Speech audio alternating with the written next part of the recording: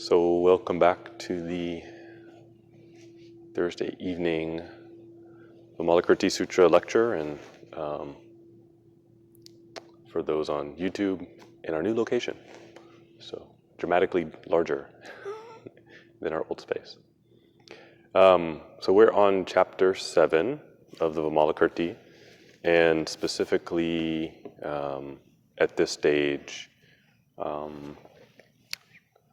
Shariputra is having a dialogue in Vimalakirti's room with a goddess who has made her presence known. So this is a somewhat unusual a scenario for a Buddha Sutra, but this sutra, as well as the Lotus Sutra, have scenes where women are making themselves known or turning into teachers. So it is a tour de force of early feminism, you could say, showing itself in the sutra. So in the Lotus Sutra early on, there's a scene where the monks are debating whether or not women can attain enlightenment. So really showing their thinking that was going on, very common in India at that time in terms of spiritual practice. And we have some of that going on here. So Shariputra hasn't said it yet, but he's shocked to see a goddess, and then also shocked to be lectured about the Dharma, about his practice, from a woman. And in this case, a non-human woman. You have this goddess that appears. So it's a good opportunity to recall that in Buddhism and Hinduism, there are recognized heavenly realms, and that the beings in those realms are, maybe the proper term would be devas, but we would title it lowercase g, god or goddess, right? Not one, but anyone in the heavenly realms would have that status. So it doesn't say exactly in this translation, what stage or height of a goddess this is, or if this is a particular goddess that we're familiar with. But we have this idea that this is a deva, a celestial being. So it will when we get to the end of it, it'll get into a little bit about why this goddess is here. But it's helpful to remember, and this comes from the Avatamsaka Sutra, that the devas can travel anywhere, and they often are present, the sutras say, during Dharma lectures when the Buddha was teaching. So there would be a large host of beings, human, non-human, present.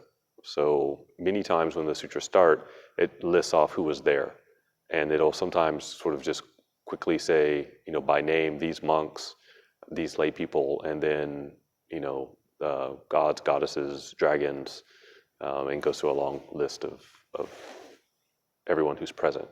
So it's a recognition at this time of the people's belief that the Dharma is not only for us, but also for other beings. I was in China a long time ago. In Hangzhou, there's a beautiful mural of the Buddha's death, and it's at Liyingsi. It's the temple's name translates roughly as the Temple of the Soul's Retreat. It's one of the few temples that wasn't destroyed during the Cultural Revolution, so it's quite amazing. It dates back to the 500s, I think.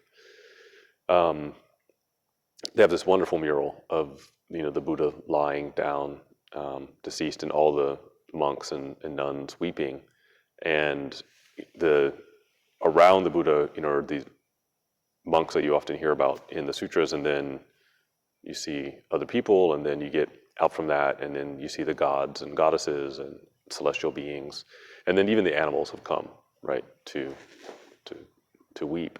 it's a really beautiful and kind of moving mural. And I remember the thing that struck me was, this mural is quite old, but they took the time to draw in a multicultural group of people, right? So you see all these different faces. And I thought, oh, that's interesting. They weren't mandated to do that by the government or anything. It wasn't like a diversity inclusion rule or anything. That was just, that's what you did. But I thought, oh, that's culturally accurate, right? It's accurate for the time. But even in China now, we've gone multiple countries over, and over 2,000 years or 1,500 years later, and maintaining that tradition. So I always thought that was interesting. But you'll see this pantheon, right, around the Buddha.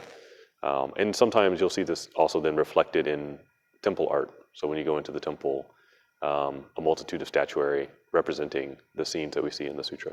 But anyway, I digress, so we'll get back to the text. So if you're following along in the BDK version, it'll be, I think it's line 7 for that section. It says, at that time there was a goddess in Vimalakirti's room who, upon seeing the great men listening to the Dharma being explained, made herself visible and scattered heavenly flowers over the bodhisattvas and great disciples. When the flowers reached the bodhisattvas, they all immediately fell off. But when they reached the great disciples, they adhered and did not fall off. Even using all their numinous powers, the disciples were unable to remove the flowers. So we have this scene. First, the goddess is invisible, then she makes herself visible, and she teaches them demonstratively rather than verbally, right? So she spreads these celestial flowers, and we see them, touching the bodies of the bodhisattvas and falling off. But the monks, they stick. So she's teaching them something about their attainment, right? They still have attachments. They're still clinging to things, whereas the bodhisattvas aren't.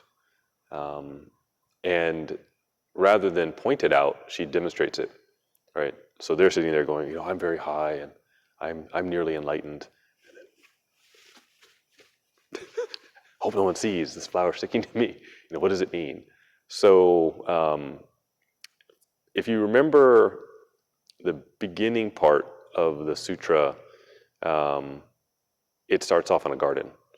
And so I think it could have been anything that the goddess drops, but dropping the flowers, in my mind, kind of points us back to the beginning part of the sutra, that it starts off in the garden and that the Buddha is actually there, and Manjushri and Vimalakirti are over here in the room. So what would we call this in literature? It's not foreshadowing, but we have some literary allusion happening here to remind us of there's another part of this text happening.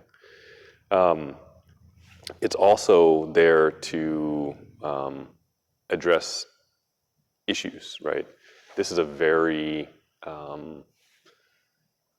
what the monks take to be a feminine thing, right? To be adorned with flowers, right? Men aren't usually walking around with flowers in their hair, right? That would be something women would do. You then be perfumed. And it's a way of teaching where the goddess does something that triggers the monks to ask a question rather than her point something out, right? So it's a skillful means. It's a way for her to teach them. And it's this, I think, very subtle way of where we may think, I'm not attached to this thing. These things don't bother me. I have no need for material things. I'm a monk, and then it shows that we're maybe not indifferent completely to this external stimuli, right? So the other part I like about this scene is very common, if anyone who practices any spirituality, to want that practice to be comfortable. And this is uncomfortable because the monks can't hide it, right? It may be slightly embarrassing, it may be a little bit of a like, did you have to point that out right now? We were having this wonderful Dharma talk, and I was looking very monkish, and now you've pointed out to everyone that I have these attachments. But that's what, in some degree, spiritual practice should be. At some point, somebody has to nudge you. It has to be a little bit uncomfortable so that you're motivated to change. Otherwise, you think, well, I ordered the finest meditation cushion from Amazon, and I have the best meditation shawl, and the temperature is just right, and everything, the lighting is, so now everything's perfect. And somebody has to nudge you and say, now you're attached to the meditation cushion. That's not the most important thing. So that's just a little nudge here that's happening. So the text goes on. At that time, the goddess asked Sariputra, "Why would you remove the flowers?" Sariputra answered, "These flowers are contrary to the Dharma, so I would remove them." Right. So she sees Sariputra like poking. Why is this on my robe? Right. This is so annoying. There's probably one on his head, so he's like, ugh. If you shave your head, then you always get lint, right? As it starts to grow out, it's like Velcro. So, oh gosh.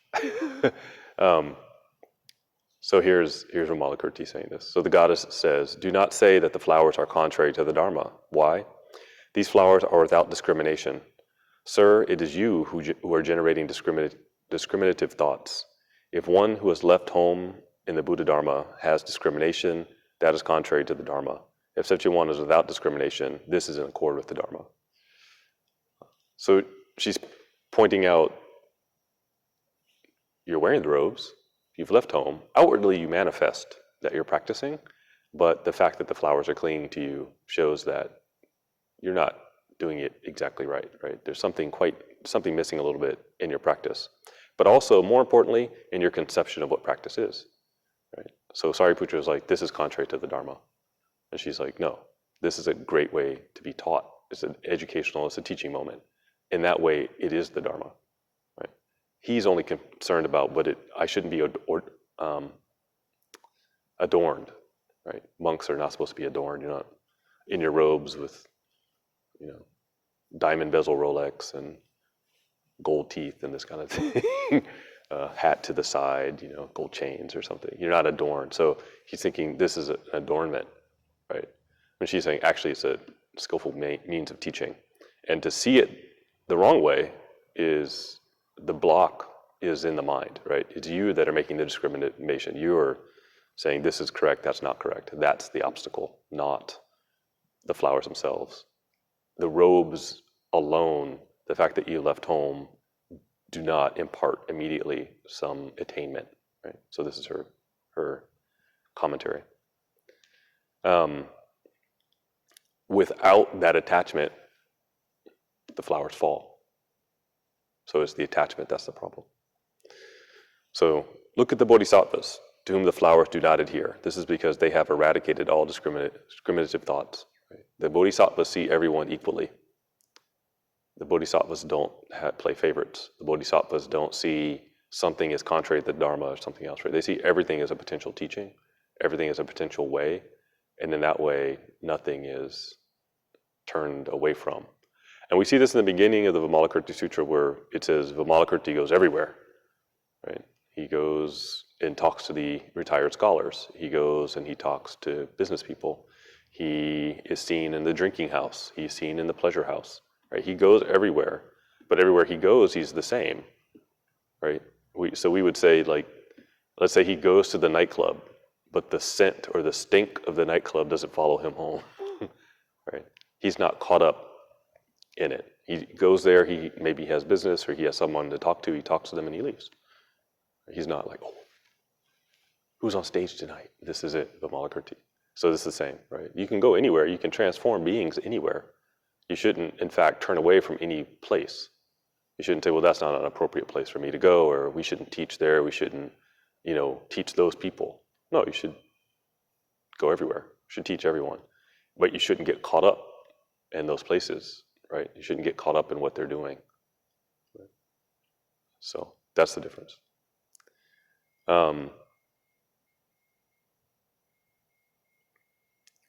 I think this is interesting because it says, look at the bodhisattvas to whom the flowers do not adhere. This is because they have eradicated all discriminative thoughts. There's a extra lesson here for our daily life, which is sometimes, especially when we're younger, we will attract drama. So I'll see people complaining about that. They say they want to change their life, and then they feel like problems follow them.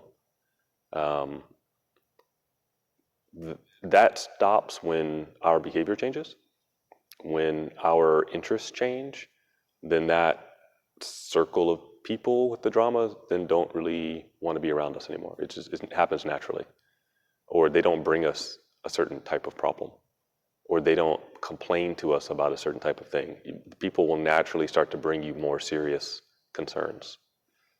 Right? So when I was younger, high school, I remember friends calling each other and very low level problems, but they think it's the end of the world. And then when I got to college, I noticed people tended to form more distinct groups, and the conversations or issues sometimes didn't come over to the other group. They just naturally, why would I share that problem with that person? So our stress reduces, our distresses are reduced because of our own behavior. We don't have to say, I don't want to hear that, or don't tell me these things. People don't bring it to you anymore. Right? They don't invite you to do things that are contrary to your nature. Right? It just doesn't come up any longer.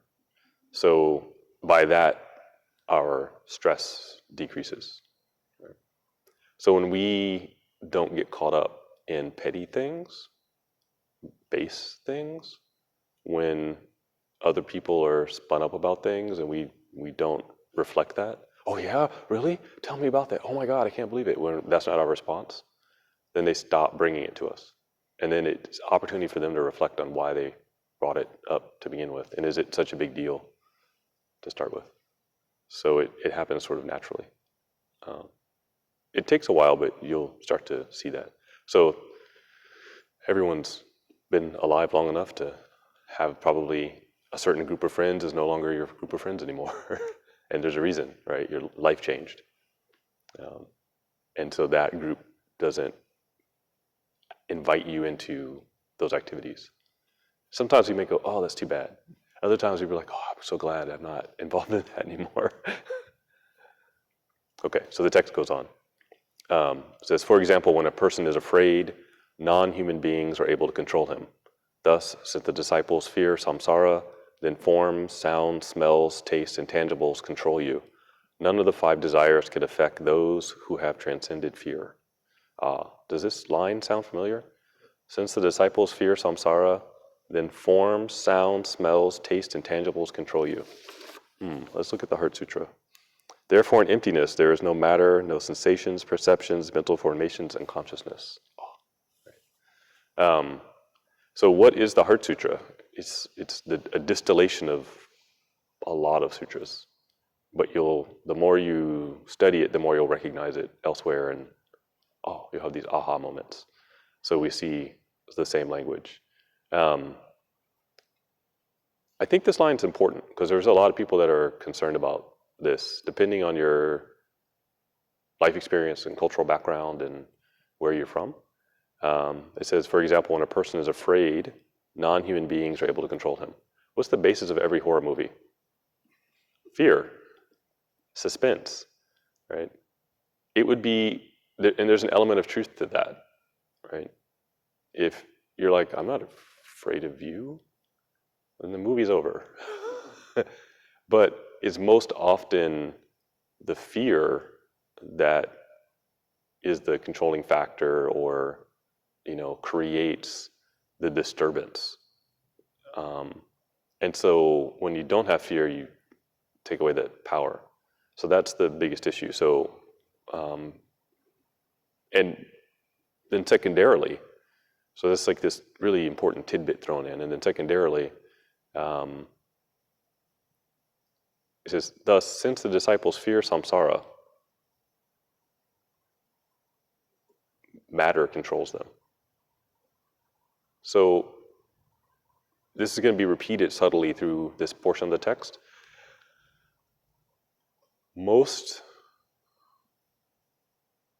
Any spiritual practice, any religion falls into a very easy trap, which is eventually it starts to say, the world out there is the problem. You see all that stuff on the news, that's the problem. Things have never been worse than they are now, which means you're just not a really good student of history, first of all. Right? So if I ask people, do you think things are bad in America right now? Oh, yeah. Do you think there's a lot of crime? Oh, there's so much crime. It's the safest it's ever been. Right? And I look it up. FBI crime statistics, violent crime was the highest in the 60s. It's the lowest now that it's ever been in the country. Our perception of violent crime is very high. People thinking they need to own guns and all this thing is very high. But there's actually no crime in comparison to the way it used to be. People are like, oh, I want the good old days. The good old days were more violent. So it's this idea that sometimes we start to practice spirituality, you think, okay, I'm going to be holy, and therefore I have to turn away from all the things out there.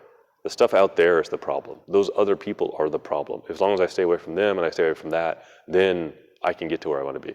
That's the problem. That thinking is the problem, right? So it says the disciples who fear samsara, they fear the world, they fear life. Then, because of that, their five senses control them. Right? I shouldn't eat this. I shouldn't smell that. Get these flowers away from me. I have to turn away from I shouldn't look at that form, or that person's wearing these clothes. I shouldn't look at that. That becomes the problem. No, that's not the problem. It's your mind that's the problem. Right? But very easy. You'll hear this a lot. Turn on cable access channel. There will be somebody saying that. That person, form, substance, that's the problem. Right? There's nothing wrong with alcohol. Drinking too much of alcohol is the problem. But there's nothing like fundamentally, just if I even touch the bottle, the world would fall apart. No, that's not that problem. Abusing it is the problem. And the abuse of it comes from something inside, not something inherent to the substance. If you go to the dentist, they use a form of cocaine on you. And they numb you. That's not the problem. Abuse of it is the problem. Proper use, there's medical uses. That can be good. Abuse is the problem. And abuse comes from something else. So I think this point is very, very important. I'll go back to the first line. So it says, for example, when a person is afraid, non-human beings are able to control them. So ghosts, demons, anything non-human gets to control them. So for fun, if you've never read it, read C.S. Lewis's The Screw Tape Letters. If you've never heard of this text or read the book, very good, not very long. They are letters between a lower level demon and a higher level demon who's apprenticing to be a good little demon on how to follow Satan's way and influence people and bring them down. And it's all about the subtle psychological impulses we have and how to, it's an allegory, but it's very good. And if you read it, you're like, oh yeah, you could see how things get under our skin and then lead us down the wrong path. It's a classic. But it's very similar to that. It's someone exploiting our fear. Someone exploiting this. And whether it be non-human beings or politicians, it's the same. It's the same. Okay. So the text goes on. It is only because the latent influences of your afflictions are you not yet exhausted, that you have not yet exhausted, that the flowers stick to your bodies. For those in whom the latent influences are exhausted, the flowers do not stick. This should be pretty clear. But we all have latent influences of our afflictions. None of us are free of our afflictions yet. They'll be lessened through spiritual practice. They'll be lessened through more contact with the sutra and less contact with insert other thing here, but it's still there, right? You come to the world with latent karmic influences and tendencies. If that were not true, then everyone would be the same, right? Every kid in the family would be the same. You're all raised in the same household, you all eat the same food, but you're different. How can that be? Same parents, same school, same bedrooms. Why the different interests? So we all come with these latent influences, and then we feed them, and we go off and we become, different people because of that, right? But those seeds are different for everyone, and this is what the goddess is pointing out, right? Even though monks, even though you're practiced, even though you're the highest disciples of the Buddha, here's Sariputra. Sariputra shows up again in the Heart Sutra, right? Avalokiteshvara says, I'm going to tell Sariputra, right? So Sariputra is there listening to a lot of Dharma. Sariputra is doing a lot of practice, yet there are still these latent influences. So the goddess says, we got to be aware that they're there. You can't think just because you have the robes on, just because you attend to the Buddha all the time, that, I'm good. Man, I'm right next to the Buddha all the time. I'm good. I don't need to do anything. No. I'm right. I'm the big guy's right-hand man. I'm fine. No, you still have to recognize there's still something that we need to work on. It's still going to be there. So that's important. It's the goddess's way of saying, a little bit of arrogance can creep in no matter where we are on the spiritual path. We have to be aware of it and look out for it.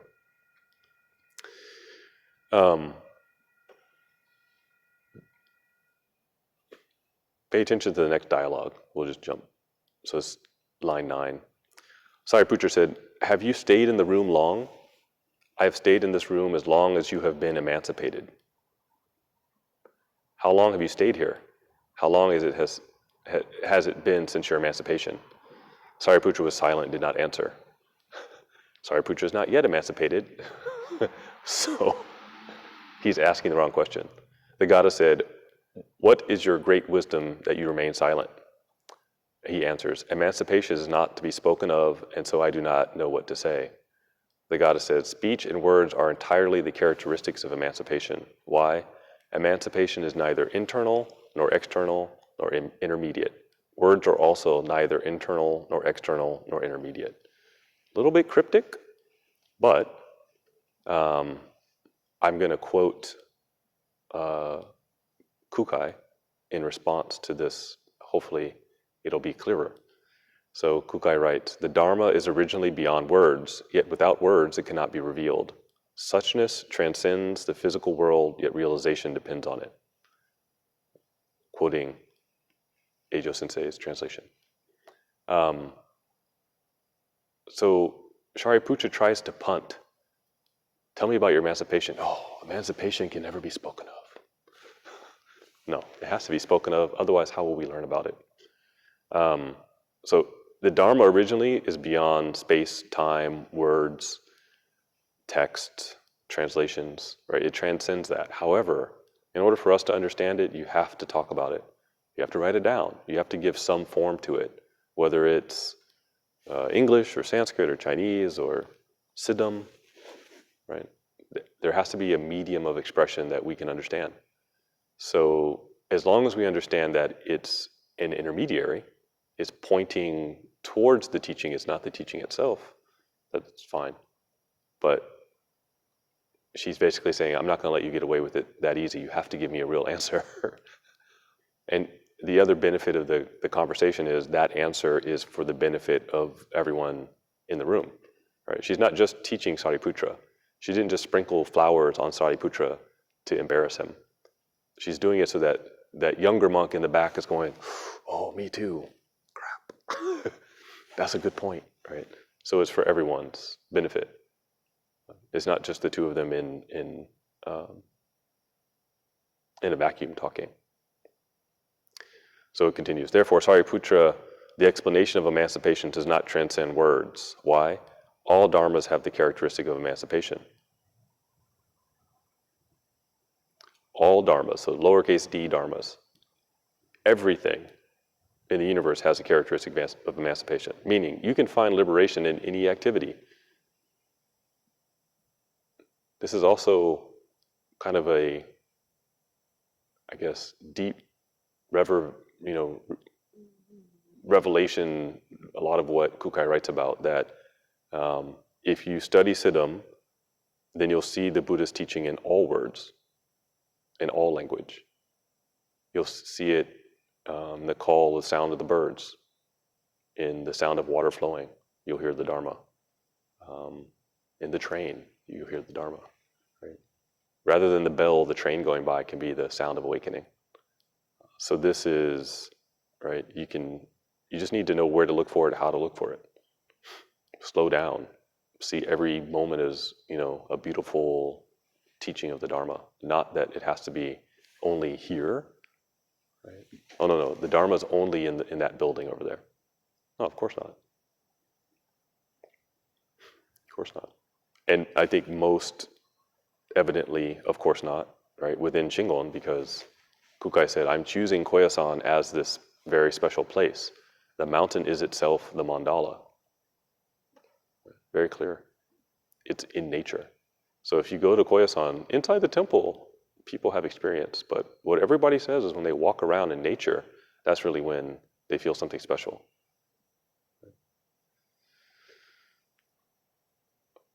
So I think we're lucky. We live in this lush garden called Oregon, where we get to see that on display all the time. When I first moved here and I first saw Mount Hood, everyone else is driving on I-5, and I was like, how can you drive? There's a snow-capped mountain, it's so beautiful. Like, why isn't everyone just pulling off the side of the road and basking in the beauty? How can you live here and not just stare at it all the time? So I still have that feeling of awe periodically. So we can forget. We think, it's only in a book or it's only in a particular activity. It's not, and that's part of our teaching. So we're out of time for this evening, if my clocks are correct. So we'll stop there. I thought we would get farther, but we didn't. So we'll pick up at that point. But before we end, are there any questions about that portion of the text? One thing that when you talk about fear and how the perception of fear, one of the things that seems to be underlying a lot of fear now is climate change. Yes. And that's something that's kind of percolating up in a lot of ways. But I don't know what to say about it. Actually, so I'm a big fan of NPR. And the other day, I was driving and they had a really great story about people migrating from Central America. And they said, actually, it's not. They said, the big story is, okay, there are gangs and gang violence in Central America, and so people are fleeing. They said the bigger story is actually the climate has changed, and because of that, their crops are failing. And then it's an agrarian economy, and so the next thing for people to do is farm something else, like narcotics, and gangs have taken over. And then that's the real reason, right? How did this happen? Why wasn't this happening before? Which I think is true, right? Gangs don't pop up in, I don't think there's any Southeast Portland gangs, the Lads Edition gang, guys like, fighting each other, right? Because it's a nice neighborhood, everybody has a job. They pop up in the absence of structure and a stable economy and things like this. So you see them in rough neighborhoods. You go to any rough neighborhood, at some point it was prosperous, and at that time there wasn't a gang. Actually, I think the first motorcycle gangs were actually soldiers returned from World War II. And they were, probably now we would say PTSD, people who didn't find it very easy to re-enter mainstream society. And that's what they gravitated towards, some sort of brotherhood, but it was on the outskirts of society. So, yeah, your question about, fear of climate change, I think that crisis, seeing people take their children and walk for weeks, there's fear. And maybe that should be a wake up. Our river here is at flood stage, which is the highest I've ever seen it. Corvallis is an island right now. I've never seen the water that swift. Down in Salem, Minto Brown Park is gone. A week or two ago, you'd see a lot of people camping out there, unfortunately. So I wonder what happened to the homeless.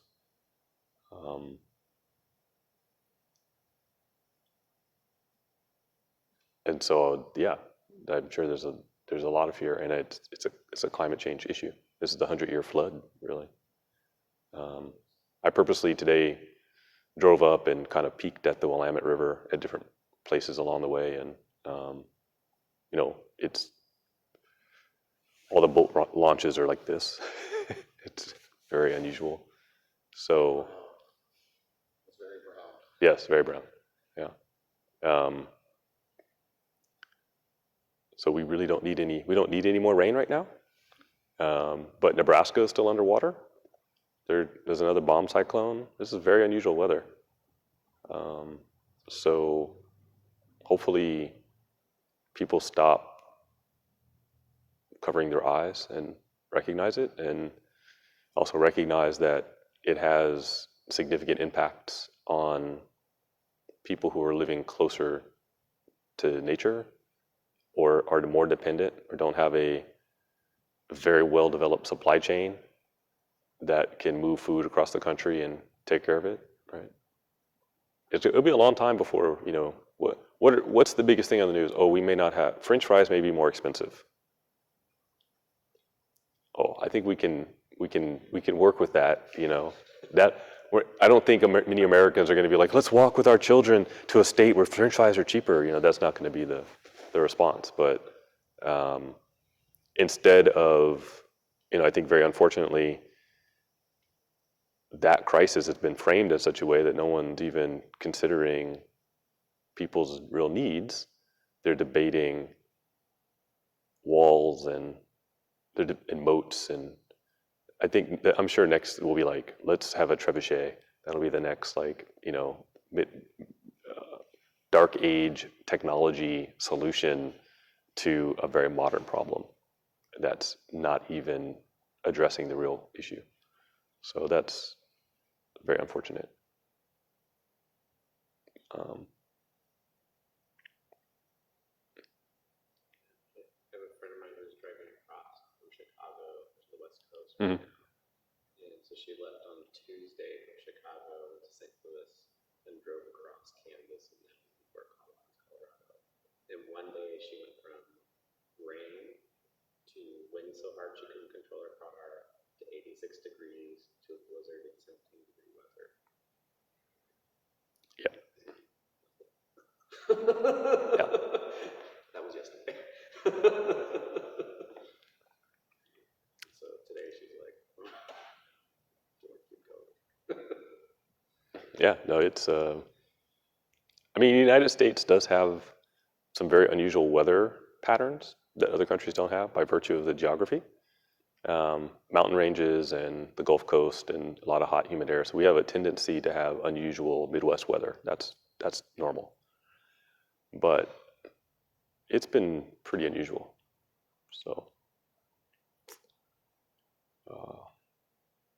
So as we dedicate merit, we dedicate some to the earth as well, and our climate, and people that we've elected hopefully will wake up and address the issue in a logical and compassionate manner. So